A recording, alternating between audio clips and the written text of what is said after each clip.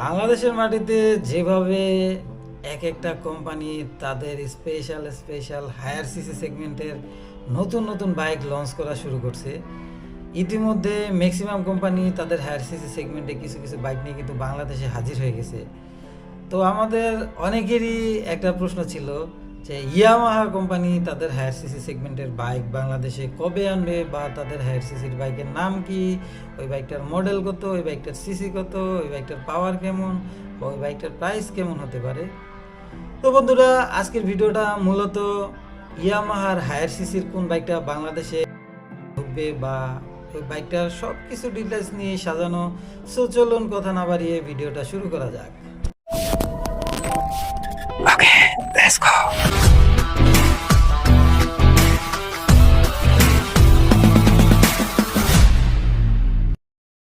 Hey everyone, this is Raj from Insaan. চলে আসলাম আপনাদের মাঝে আবারও আপনাদের রিকোয়েস্টে ইয়ামাহার হায়ার সিসি সেগমেন্টে একটা বাইক FZ25 এই বাইকটা নিয়ে।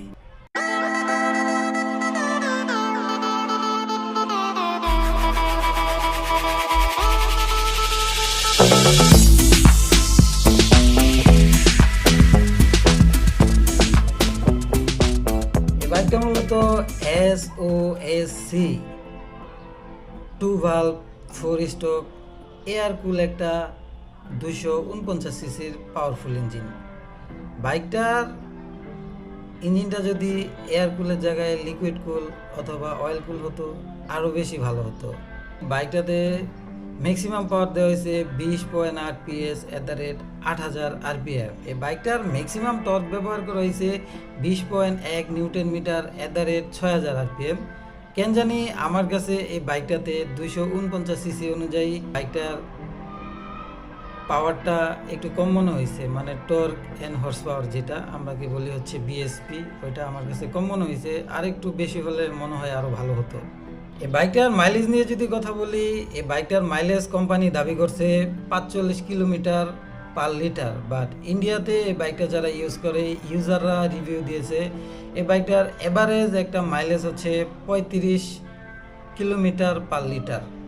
বাইকটা যদিও 249 সিসি, বাট অবাক করার বিষয় হচ্ছে বাইকটাতে সিসি অনুযায়ী গিয়ার কম দেওয়া হয়েছে। বাইকটাতে ব্যবহার করা হয়েছে 5 স্পিড গিয়ার বক্স। যদিও বাংলাদেশে ইয়ামাহার 150 সিসির যে বাইকগুলা, ওই বাইকগুলাতে কিন্তু 6 স্পিড গিয়ার বক্স দেওয়া হয়েছে, বাট ইয়ামাহা এই বাইকটাতে 5 স্পিড গিয়ার বক্স দিছে কি জন্য সেটা ইয়ামাহাই ভালো জানে। বাট আমার কাছে কেন জানি মনে হইতেছে গিয়ার শিফটিংটা স্মুথ করার জন্য বাইকটাতে গিয়ার একটা কম দেওয়া হয়েছে। এটা আমার এখান থেকে ব্যক্তিগত মতামত, আবার নাও হতে পারে। বাইকটার যদি সিট হাইট নিয়ে কথা বলি, কারণ অনেকেই আছে আমরা বাংলাদেশের মানুষ এক একজন এক এক হাইটের মানুষ, তো সিট হাইটটা অনেক কিছু নির্ভর করে। তো বাইকটার মূলত সিট হাইট হচ্ছে 995। মোটামুটি এই বাইকটা মিডিয়াম থেকে বেশি হাইটের মানুষের জন্য পারফেক্ট। যারা একেবারেই শর্ট হাইটের তাদের জন্য এই বাইকটা না। আর এই বাইকটার গ্রাউন্ড ক্লিয়ারেন্স, কারণ বাংলাদেশের রাস্তায় উঁচু নিচু অনেক বড় বড় স্পিড ব্রেকার থাকে, অনেক ভাঙাচোরা থাকে, তখন দেখা গেছে গ্রাউন্ড ক্লিয়ারেন্সটা যদি বাইকের কম থাকে তাহলে প্রবলেম হয়ে যায়। যেহেতু এটা একটা নেকেজ সেগমেন্টের বাইক, এই বাইকটাতে গ্রাউন্ড ক্লিয়ারেন্স আমার জানা মতে একটু বেশি থাকলেই মনে হয় ভালো হতো। তারপরেও বাইকটার গ্রাউন্ড ক্লিয়ারেন্স দেওয়া হয়েছে 160 mm। মোটামুটি যদি হিরো কারিজমা 210 সিসির যে বাইকটার গ্রাউন্ড ক্লিয়ারেন্স মানে স্পোর্টস বাইকের যেরকম দেওয়া হয়েছে, এই বাইকটাতেও কিন্তু গ্রাউন্ড ক্লিয়ারেন্স সেম দেওয়া হয়েছে। এই বাইকটার সাসপেনশন হিসাবে ব্যবহার করা হয়েছে সামনে টেলিস্কোপিক সাসপেনশন, আর পিছনে ব্যবহার করা হয়েছে 6 স্টেপ, মানে পিছনের যে সাসপেনশনটা থাকে এরকম ওই সাসপেনশনের 6টা স্টেপ, মানে 6 স্টেপ মনোক্রস একটা সাসপেনশন। ইয়ামাহার অফিসিয়াল ম্যাক্সিমাম বাইকের মধ্যেই কিন্তু হচ্ছে যেগুলা 150 সিসি সেগমেন্টে ম্যাক্সিমাম বাইকের মধ্যেই টেলিস্কোপিক সাসপেনশনটা থাকে, বাট ম্যাক্সিমাম হচ্ছে বাইকের মধ্যেই ইউএসডি সাসপেনশন ব্যবহার করা হয়, যেগুলো হচ্ছে আনঅফিসিয়াল। বাইকটার যদি টায়ার নিয়ে কথা বলি, বাইকটার সামনে ব্যবহার করা হয়েছে 180 17, আর পিছনে ব্যবহার করা হয়েছে 140 70 17 সাইজের মোটামুটি মোটাসোটা সাইজের একটা টায়ার। মানে পিছনের টায়ারের সাইজটা সেম R15 V3 টায়ারের সাইজ।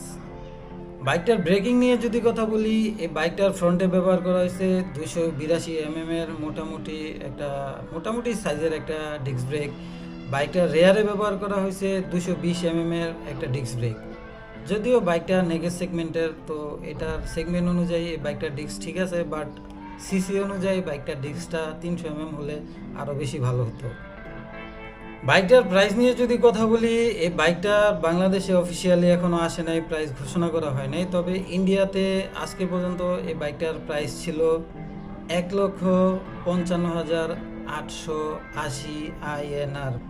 এই বাইকটা বাংলাদেশের মাটিতে কবে আসতে পারে? এই বাইকটা বাংলাদেশের মাটিতে 2025 সালে আসার সম্ভাবনা আছে, তবে বাংলাদেশ ইয়ামাহা অফিসিয়ালভাবে কোনো ঘোষণা করে নাই। তবে আশা করা যায় হায়ার সিসি সেগমেন্টে বাংলাদেশে ইয়ামাহা FZ25 এই বাইকটা বাংলাদেশে সর্বপ্রথম আসবে, অথবা ইয়ামাহা R3 বাইকটা আসবে। যদিও R3 বাইকটা আসার সম্ভাবনা খুব কম আছে, তার কারণ হলো সিবিইউ আর সিকেডির মধ্যে ট্যাক্সে অনেক বেশি ডিফারেন্স হয়ে যায়, আর তখন বাংলাদেশের মাটিতে বাইকটার প্রাইস অনেক বেশি হয়ে যায়। এই জন্য R3টা আসার সম্ভাবনা কম আছে।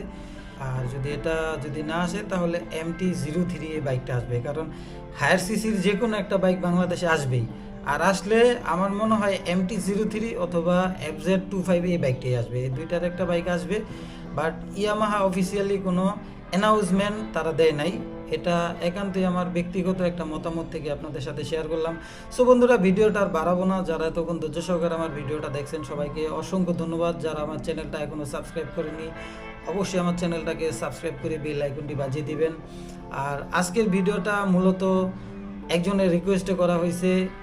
সো আপনাদের যদি এরকম কোনো রিকোয়েস্ট থেকে থাকে অবশ্যই আমাদের কমেন্ট করে জানাবেন। আপনাদের রিকোয়েস্ট অনুযায়ী আমরা চেষ্টা করব আপনার পছন্দের বাইকটা নিয়ে ভিডিও বানাতে। So tata.